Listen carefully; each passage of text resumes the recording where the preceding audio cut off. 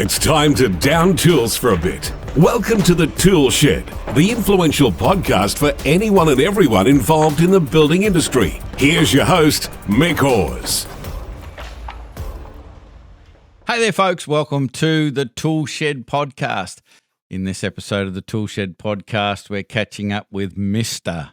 Richard Armstrong of Procalc. He is multiple repeat offender on the podcast, and he's got something he wants to share with me in this podcast, and I have no idea what it is. So I'm going to be sitting on the edge of my seat, finding out what it is. Before we speak to Richard, I need to remind you that if you haven't filled out the builder scorecard, there's a link in the description.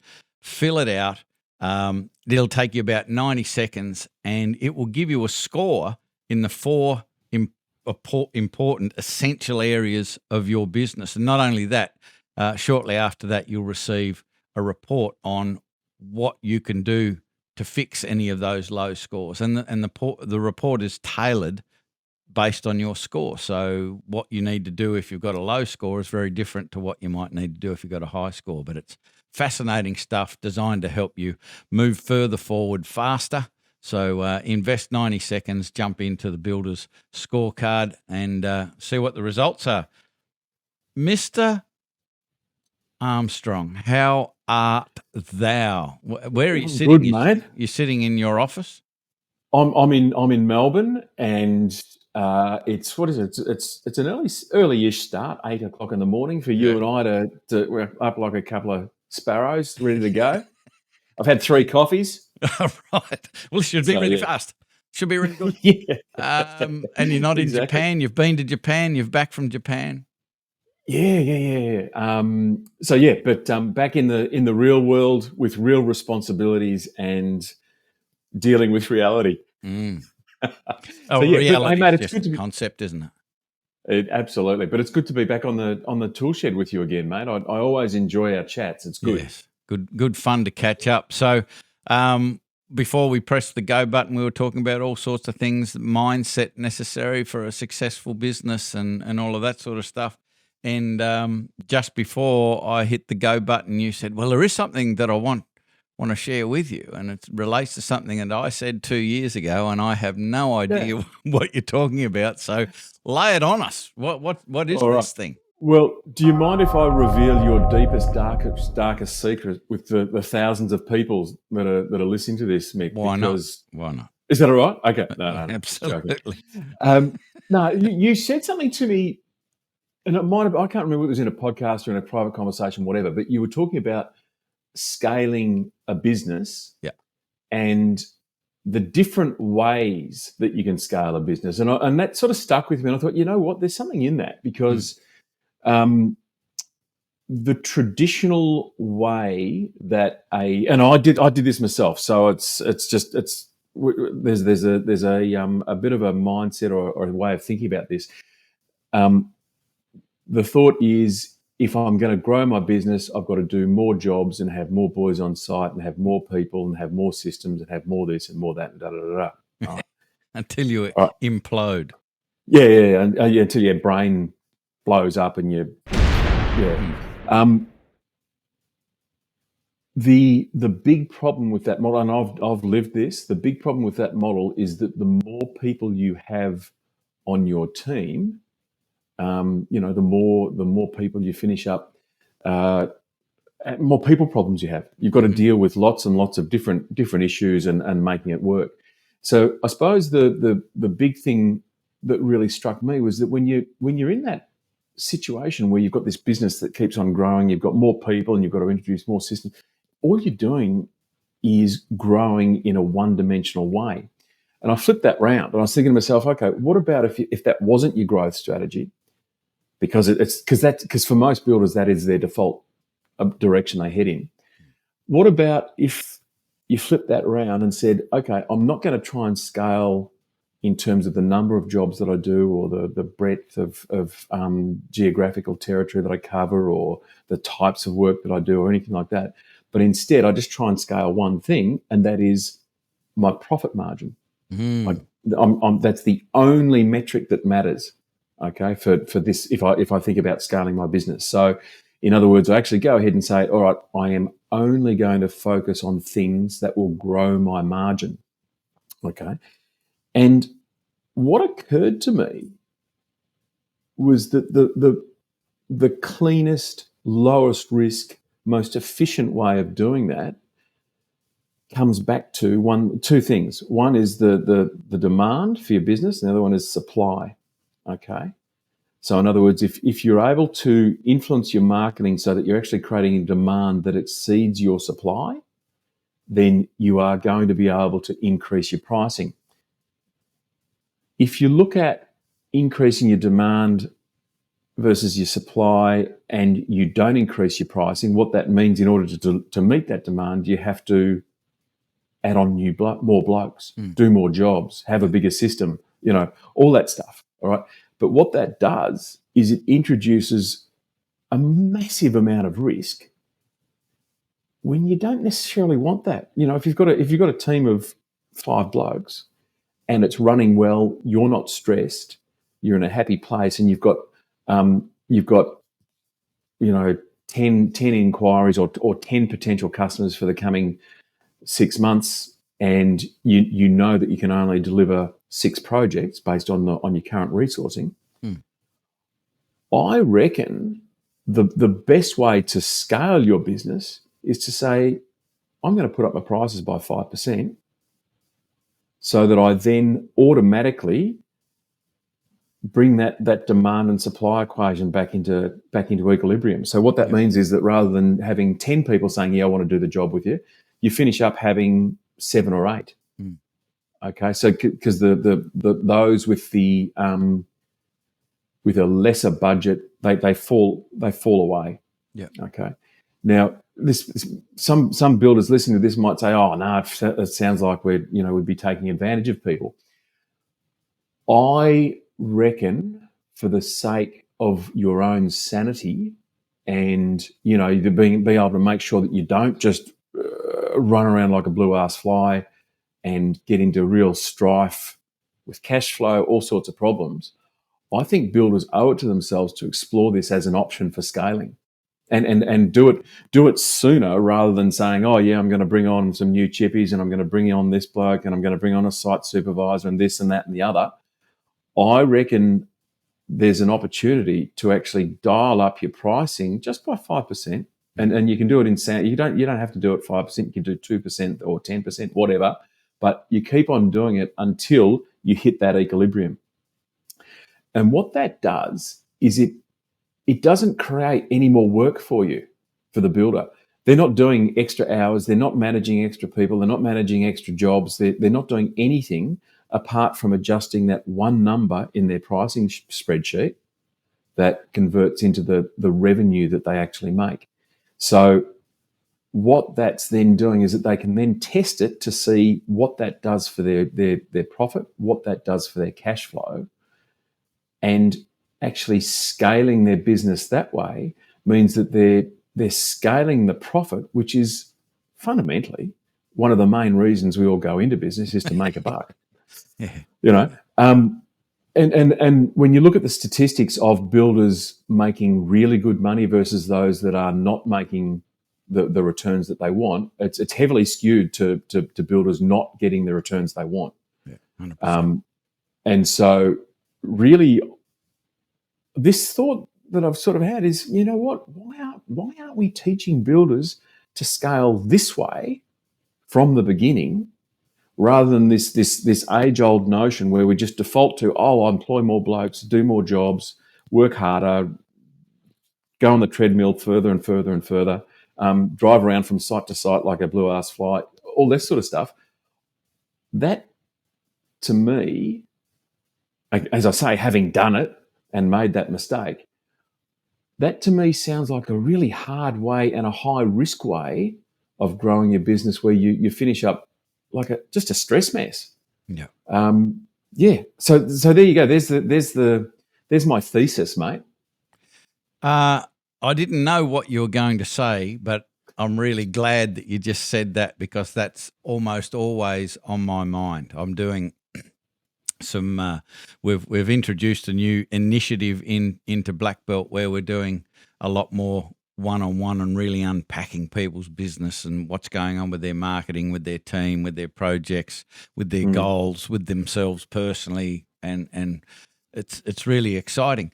And one of the things that I'm working on at the moment is the instant assessment in Profit First. If anyone's ever read Profit First, there's a thing that Mike put together called the instant assessment, and we're taking it to a whole new level. And one of the pieces of which goes into what you're saying, and I'd love your thoughts on it, is that there is a ratio of, so how Profit First really starts to work is you've got your top line revenue, then you identify how much money in that period of time, let's say it's the last 12 months, what's the total income for the last 12 months, how much have I spent on materials in the last 12 months, and how much have I paid subcontractors in the last 12 months, and you add the materials and the subcontractors together and you deduct that from the total revenue, and that creates a number called the real revenue, because the materials cost and the subcontractor cost is not your money. You're just a pipeline between the client and the supplier and the subcontractors. And so what I've done is created a simple calculation that represents what percentage of your total revenue does your materials and subcontractor costs represent. And it seems like around about 70% or less represents a reasonably good quality business. Because if you think about it, and I had a conversation with a builder, and he was not a volume builder, but I think it was like a $20 million a year. Used to work for the rich and famous, had to sign NDAs. No one, he couldn't talk about who he was working for and so forth. And he was basically earning about 90 grand a year personally, and managing a $20 million business. And that's an extreme example, but that's a lot of responsibility. Well, that's a lot of responsibility for 90 grand a year. Well, that's what I want your opinion on. It's like you're talking about scaling, and I love that, because what I learned from one of my first business coaches, a business coach that coaches business coaches, was he got me, and he didn't mean to, but just he told me a story, and it's affected me of how I run Black Belt. And I see a lot of coaching programs where they're going for volume. We want more members. And he told me a story about a coach in the States that his focus on scaling was scaling the quality of the membership, therefore scaling the quality of the experience for the membership. And I think the same thing is what you're saying. If we focus on scaling the profit, you end up having less customers.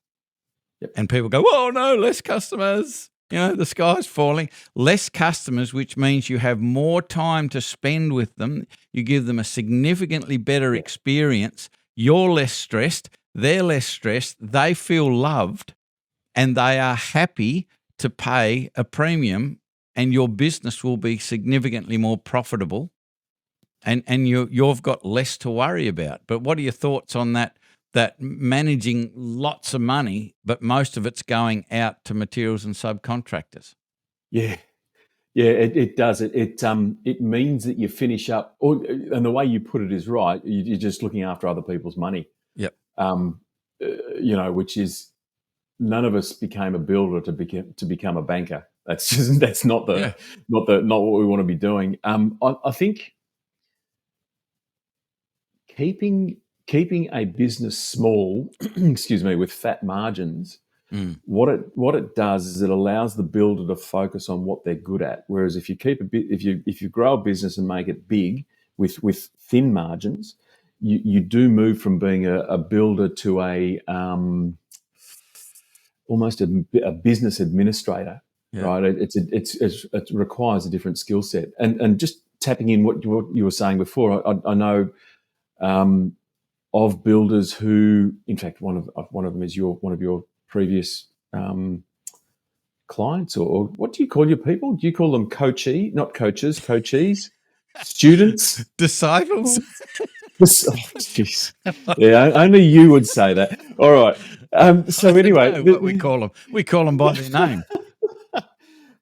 But thinking about one of your guys that I was speaking to back a few months ago. He has got a business where he um, focuses on a finite number of clients. Mm.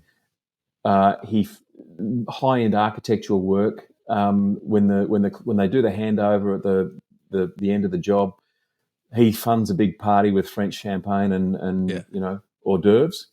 And the result is that he hasn't grown in the number of jobs that he does. What he's done is he's actually just tapped into a very, very premium crop of clients. Are we speaking about Adam? Not to we mention are. anybody? Yeah. Yeah, absolutely. And so I'm not sure what the arrangements are in terms of nominating people. So I'll let you do the nomination if you. He is an amazing guy. Like, and this is where this bloody conversation today is going to go about mindset, because he was in black belt, but he was in our coaching group before it became black belt with his business partner. Yep. And then he kind of outgrew it and went to another program because he's just a sponge, and he's like, I just so enjoy talking to the guy. He's come back to black belt after he left black belt and presented to the group a number of occasions, because he does stuff like that. Like, that is so smart what he does. He's really got this dialed in. Yeah, absolutely. And I think that the way that then evolves is, or the way that then converts into an outcome for the builder financially, is that you are actually able to apply unique margins whereby you're in the driver's seat as the builder about how much you want to charge people and what you want to, how you want to approach your business and the benchmarks that you set yourself. Mm. So the way that he's gone about it, it's a 1% thing. It's a unicorn thing, but it's really impressive. And I love the story. It just means that he's actually he's doubled down on a very, very specific target market.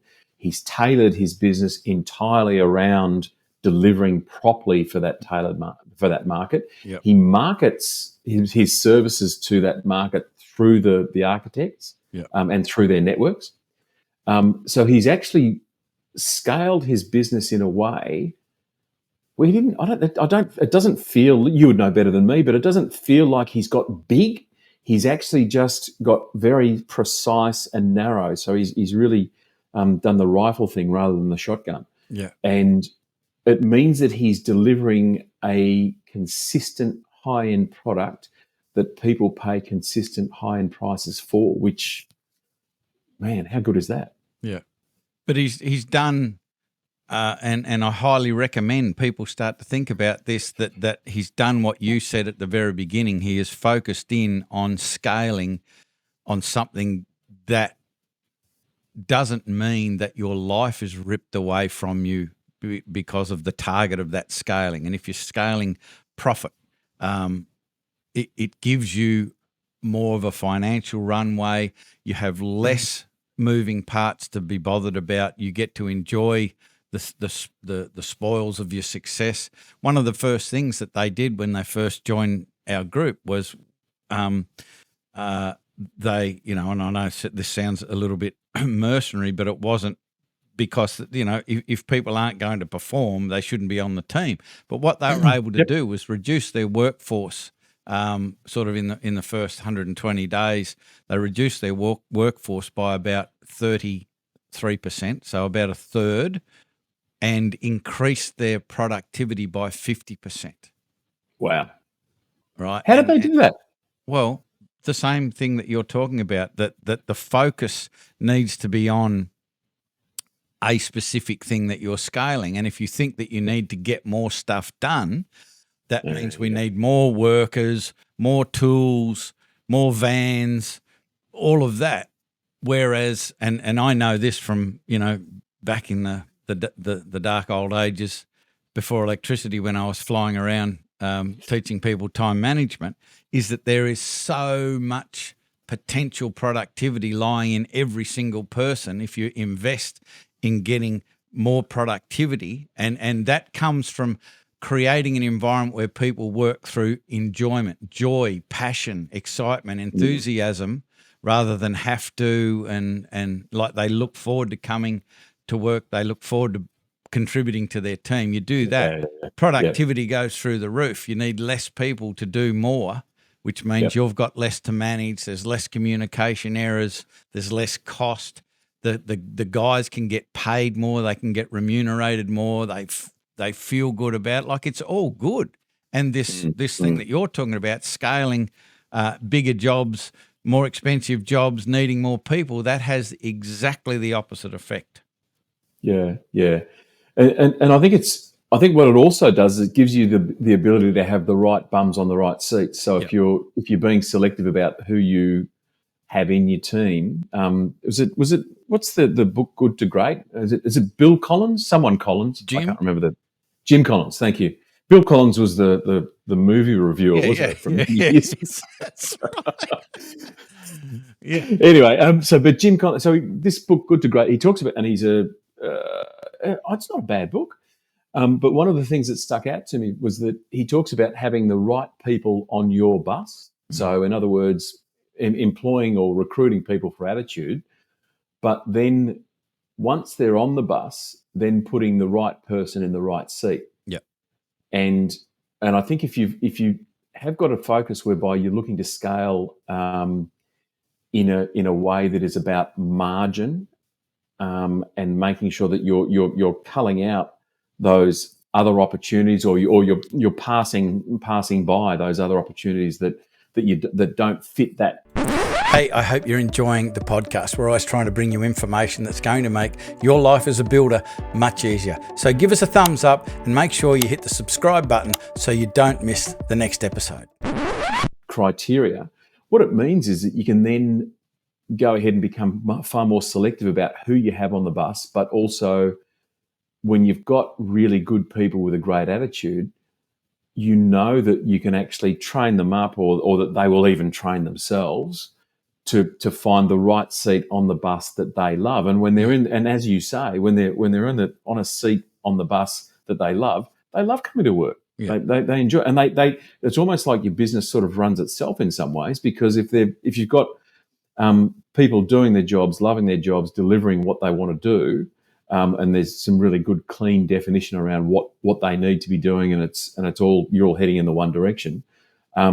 It does make it much, much easier, particularly if you're focused on a very specific target group, building a very specific kind of product, whatever that may be.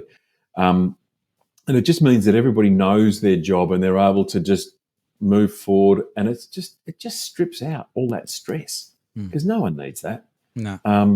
Yeah. And it's a cultural thing too. And what you said there reminds me of something that we've got a big focus on in Black Belt over the last number of months, and it's something that I learnt from Dan Martell. He's got a book out called Buy Back Your Time. Buy Back Your Time. Yeah. And so I met him again in that coaching group many, many years ago. And he talks about the audit, transfer, fill cycle, and it needs to be a cultural thing. So what this all means is that you audit your time. So you're identifying the things that you do that are every day and every week, and you go, is it a high leverage? Is that a high leverage task, and does it fill me with energy, or does it drain my energy? And so you get all these different types of tasks. Some are high leverage and give you energy. Some are high leverage and strip energy away from you. So some are low leverage and strip energy from you. Some are low leverage and give you energy. But the focus really is on the energy piece. And so you identify things that suck energy away from you and you transfer them. That's the next piece of the puzzle. So you give them to somebody else. Now, here's the secret to this is what most people do is I'll get a VA or a PA or somebody else in the business, and I'll duck shove all of that shit that I hate off onto them. Now, that's fine, except they might hate it too. And so you're not doing it. They are doing it, but with the same level of passion and enthusiasm as you, so it's done poorly. So the secret in transfer is to find a person or an organisation that will do that activity and they love that activity, because there's always It's something. their sweet spot. Yeah. So it gets done better. It's not on your plate anymore. It gets done better. And now the kicker is the third piece. And this is, the Jim Collins on the right seat. The third piece is fill. So audit, transfer to someone who loves it. And then you've created a space in your day or week, and you've got to fill that. You've got to discipline yourself to fill that space with something that gives you energy. And if you keep going around that cycle, you keep eliminating stuff that sucks your energy to people that gives them energy, and you replace that activity with something that gives you energy. Everybody's doing everything that they do with passion and enjoyment, and it's just a game changer. It is, yeah. And I think one of the things that you've said there that I really like is that you can start doing things that give you energy. Yeah. Now, the thing to remember is that it's not necessarily about things that, if something gives you energy, it's not necessarily a work task. So for me, something that gives me energy is to go to the gym or to go for a bike ride or walk the dogs or what. Like they are all things that are not about work. Yep. But they energize me. Mm-hmm. And so, and one of the reasons why we all became business owners is so that we could actually walk the dog when we want to. Yeah. Smell the roses, that sort of stuff. And so it's this, and there are all sorts of books about why you should be doing that. But I think freeing up time for you as a business owner to think clearly and get a bit of a refresh is really important. I know for me, if I let myself, I'm always thinking about work. I'm always thinking about business, and it's not a sustainable thing. So I deliberately always make sure that every day I'm doing some sort of physical exercise that makes me breathe hard. Or, an aerobic exercise, be it on a treadmill or whatever. But we all, as humans, have these ways that we can re-energize, and be it through physical exercise or be it through listening to music or catching up with mates at the pub or whatever. But it really is important to do that. So if you're able to go through that process that you've just been talking about, and you do free up that time, it is. I agree 100%. It's really crucial that you fill up your time with something that you love. Okay, something that you believe is really important for you personally, and something that will nourish you. So yeah, I think that's a good thing.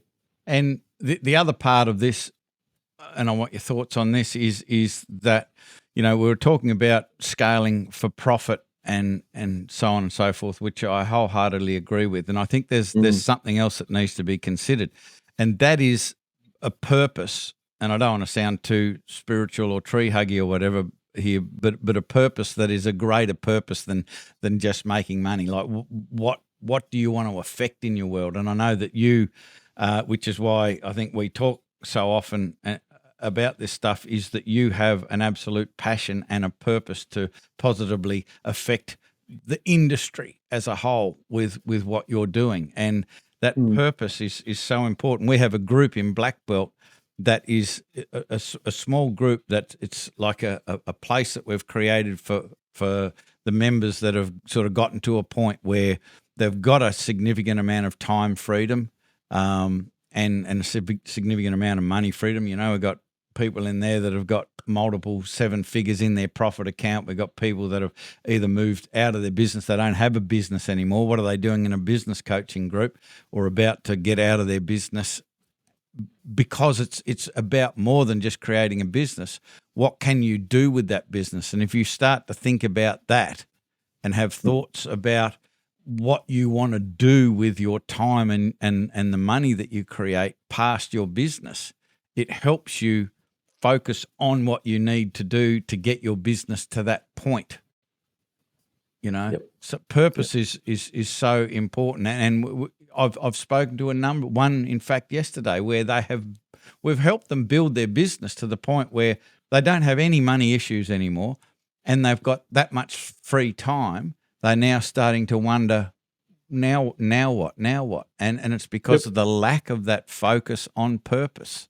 If you're just building your business to be a legend, and a lot of builders do that, they and I want to talk about this as well, is the decisions that they make and the direction they take their business because they're driven by ego about Mm. the bigger flasher looking business rather than what for.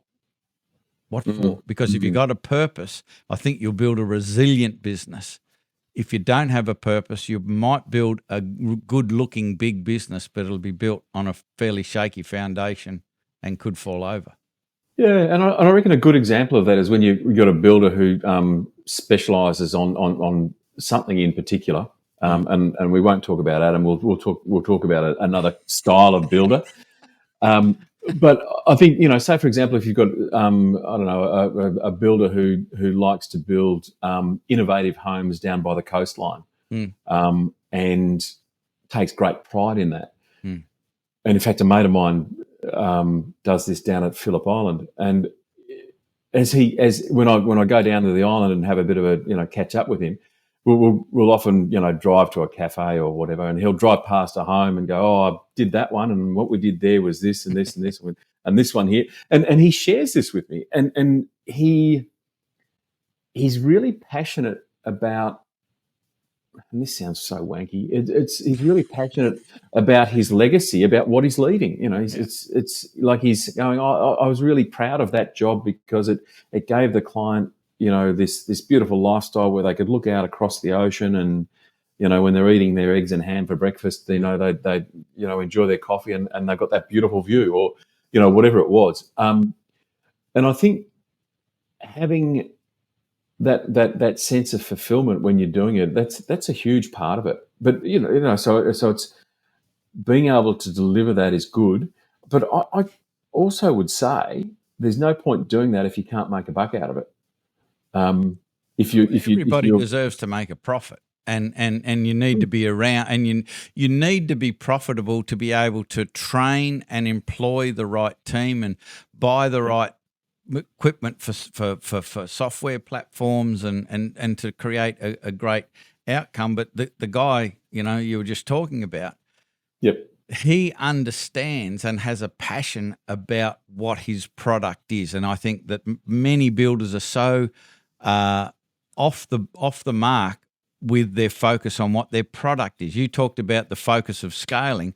The focus of their product also needs to shift as well. And this guy, his product is the experience that he gives his clients, like the quality of the builder's expectation. Yeah, it's the lifestyle. But here's the thing: you could be building something, and you think, "Well, I'm building this wonderful house for people to have this wonderful lifestyle."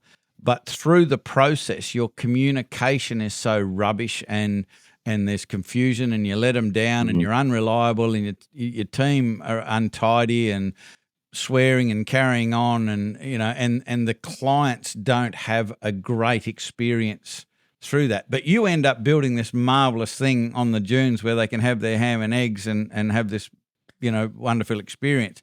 But that building becomes an icon that reminds them of the experience of creating this beautiful thing is equally as important, if not more important than the end result. What are your thoughts? The whole experience, and I've heard you say this before, that the builder's product is not the home; it's the experience that the client has when it's being built for them, and also when they live in it. Yeah, and I think that's very true. It's what's the old adage that people don't remember what you say; they remember how you made them feel. Yeah, they don't remember what you did; they don't remember what you said; they remember how you made them feel. Yeah, if you make a client feel like shit, they'll remember that. They'll absolutely. If you make them feel like a megastar and make them feel really glad that they engaged your services, that's worth its weight in gold, because it means that they do share their experience with others, or whether it's good or bad, they'll always share them, but they'll share a positive experience that they've had with you with others, and that's what drives referrals. So constructing an experience for the client is always crucial. Yeah. Now, every time I speak to you, you're doing something. There's something new in your brain. You're building something new. You're going to be offering some new tool, platform, or something that will help builders be better with everything that we're talking about, I think. What's in the pipeline at the moment? What are you inventing? You're like a friggin' mad professor. What's going on? I do like that stuff. I enjoy coming up with new ideas, and I suppose my focus is always around that very first meeting that a builder has with a client, and that very early stage, because if that first meeting isn't successful, it's just the builder's in for a world of pain for the rest of the project if they get it, which they probably won't anyway. And so so I suppose my passion is around that very first meeting and making sure that that the builder can qualify that the client can afford it. But something else that we're doing, and you'll see on my, which is there, this one here, this side here. I've got. This is not like a mirror where it's the other way around, isn't it? Does your head in. Yeah, but look, so we're actually releasing a new thing called Feezy Pro, which is basically the ability for, and I can't tell you too much just yet. It hasn't quite. Oh. When does this one drop? This podcast drop? Oh, it'll probably be in a few weeks. Okay, we should be right in a few weeks. This is going to be like Australia 2's Keel. It's going to be shrouded in secrecy. It is. It's just don't call me Ben Lexman. So but basically it's a handheld app that will help builders deal with that first meeting, and that's, I probably can't give away too much more than that just right now. That's all right. But it will sit, so it goes side by side with what Procalc does. Yep. And the idea of it is that because so many of those first meetings, it's easy for that first meeting to become a train wreck. I've had those meetings myself, and they're horrible. Yeah. But as you know, we've interviewed. It is up around about 1,000 builders now about the way they do that first meeting, and so we've identified all the pain points and things that can go wrong and all the things that can go right, and how we can force it, and by introducing some technology to giving some structure where the client and the builder are able to step through that conversation, and then, hey presto, the client gets a report at the end of that where the builder really hasn't had to do put in too much effort. It's something that they've been able to do on site. So that's the focus of that, and it will be, I'm hoping, groundbreaking, life changing. You know what I'm trying to say. Game changing. Game change. It's a game. It's next level. Yeah. But all of those. Yeah. Those all of those things. Metaphors. Yeah, but that's one thing that we're doing. We are doing another thing that will be just as groundbreaking and just as changing, and that one's more in its infancy. So we haven't got the developers creating it just yet. So I can't talk about that, but that's going to be huge as well. It's basically yet another missing link in the whole design and construct process. And so I guess you could call me the missing link, mate. That's what my focus is. Yeah, I noticed that you've got a few grazed knuckles. Yeah. I have. In fact, I've got a fifth finger on my hand. I've got a thumb and 5 fingers. Yeah. So when roughly, if we're talking, this is being recorded early April. When are we going to be able to talk about details of Feezy Pro in the future? I'm hoping in about a month or two from now. Okay. Yeah. And be the sort of thing that will be available. So initially we'll be just releasing it to our existing users. So people who are Procalc subscribers, so that they can play with it and break it and, provide feedback and all that sort of thing. We've already got a couple, I've got a few builders using it, and they're testing it right now. And so I'm looking forward to the feedback that we get. It should be something that's huge and will automate, and yes, we will be using a little bit of AI, but we won't be giving AI control over too much, because there are some things that AI does very well, and there are some things that AI is still working out how to do.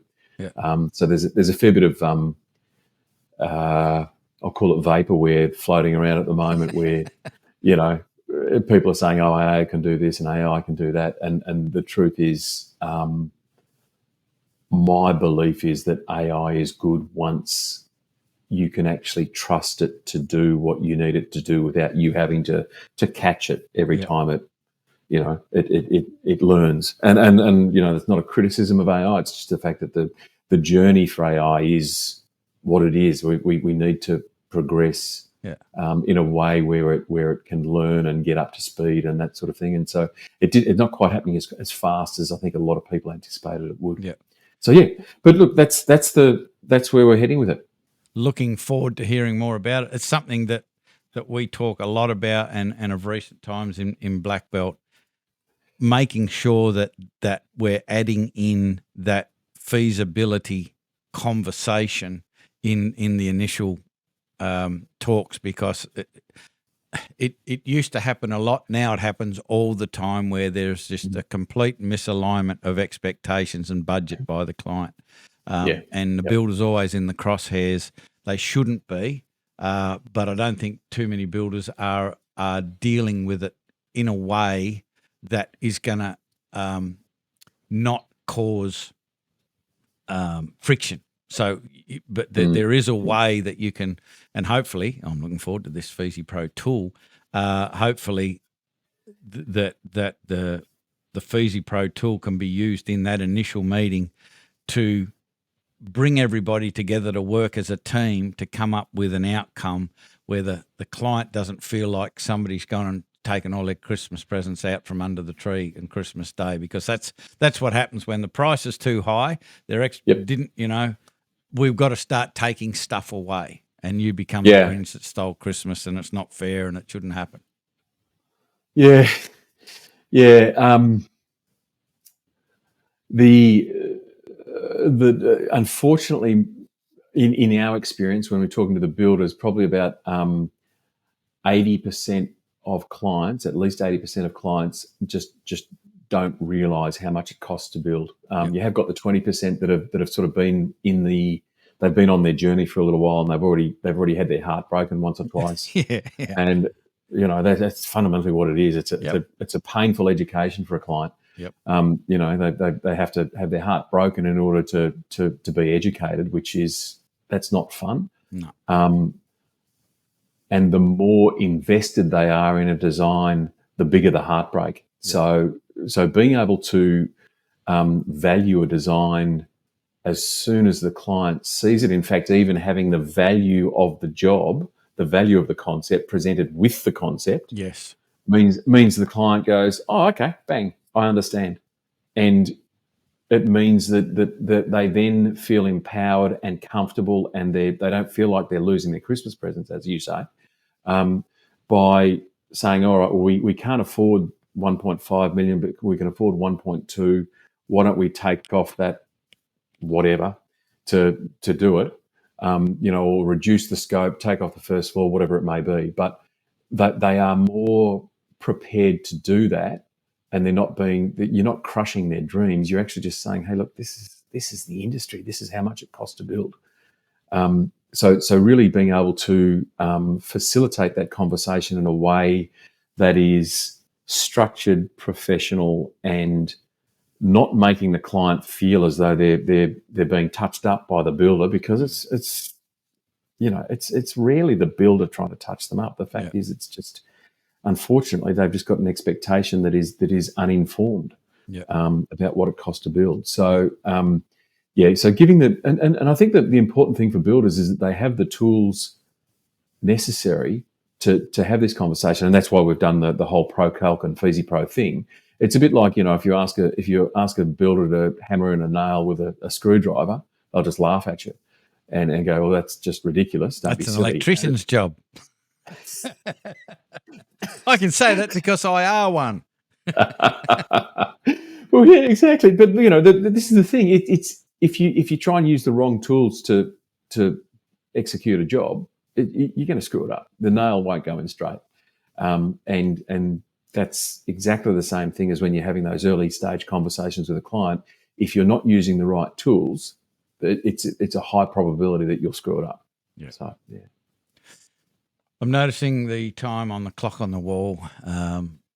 Just wanted to thank you for getting up early. I know you get up early anyway, but jumping on the podcast, it's an absolute pleasure. Every time we have a conversation, I think we've got very much aligned values and purposes, and I'm just excited to see all of the progress that you're making and the contributions you're making to the industry. That's what we want to do too, and it's it's great stuff. Love it. Yeah, no, it is, and I love these conversations because it gives us an opportunity to sort of spitball some new ideas, some new ways of thinking, some some opportunities, and I think whether you're in the software business, the coaching business, the building business, the whatever business, if you excuse me, if you have the opportunity and the wherewithal, very emotional topic. It is. I mean, Mick, you always break my heart. I'll give you the tip. But I think if you have a mindset whereby you're constantly open to exploring new things, that's really positive. And for a builder, that is hard. It's not easy. So when a builder comes along with when a supplier comes along to a builder with a new product, and be it we could talk about cladding, but we won't. Or we could, talk about, when a builder tries a new product, it's the builder who has to carry that warranty for the next X years. Okay. So builders, for good reason, have, always been cautious about adopting new things or things where they need to warranty that. And I think that makes absolute sense. So there's this double-edged sword for builders where they want to innovate, but they want to see other people using products or materials or services or whatever it may be, to feel comfortable that they're going to be doing the right thing by implementing it in their business, because it can be very high risk. So part of developing new ways of doing things is really making sure that you are staying open to conversations like these ones, where you can explore and identify new ways of doing stuff, where hopefully there's a bit of experience, already some water under the bridge, where the builder can go, okay, well that part of that conversation was really useful to me because I can take that and implement it tomorrow and be confident that it's going to probably do something positive for my business, and it's not going to be a high risk maneuver. Yeah. Okay, that's it for this episode. I just want to thank you for coming along and having a chat, stimulating as ever. And I'm sure we'll be talking to you again probably in a couple of months when the fees when we're allowed to talk about it, the details of it. Absolutely. No, but I love these chats because it's always good to have the head up. We're often head down, bum up, but being able to shift your thinking into a slightly different space where you can chat more and chat with someone who's open to exploring this stuff. It's great. I love it. So thank you for having me on. I really appreciate it. Some sailing metaphor. You got to get your head out of the boat. You can't be in. You got to see where you are on the course and whatever, where the wind's shifting and all of that sort of stuff. Get your head out of the boat, or your head out of your ass. I knew you'd go there. Yeah. I knew you'd go there. Thank you, Richard. Appreciate it, Mick. Great to be on. That's it, folks. I hope you enjoyed this conversation. I always enjoy the conversation. Richard is doing amazing things for the industry. we will have all of the links in the description to go and have a look at Procalc, because we're allowed to talk about that, and lots of our black belt members use Procalc in that feasibility conversation with their clients, and we're really looking forward to the next tool that we might be able to implement as well. It's really exciting stuff. So before we get out of here, just one last reminder, go do the builder scorecard, 90 seconds. It'll give you the score in the 4 important parts of your business, and also some really handy ideas as to what you can do to improve those scores and build a better, more enjoyable, more profitable business, which sort of sounds good. That's it for this episode. We'll be back with another episode before you know it. I'm Mick Hawes from Builders Business Black Belt. That is all. I am out. Bye for now. You've been listening to the ToolShed. If this podcast struck a chord with you, make sure you spread the word by sharing it with your mates in the building industry. We love your help to make the building industry better for everyone involved.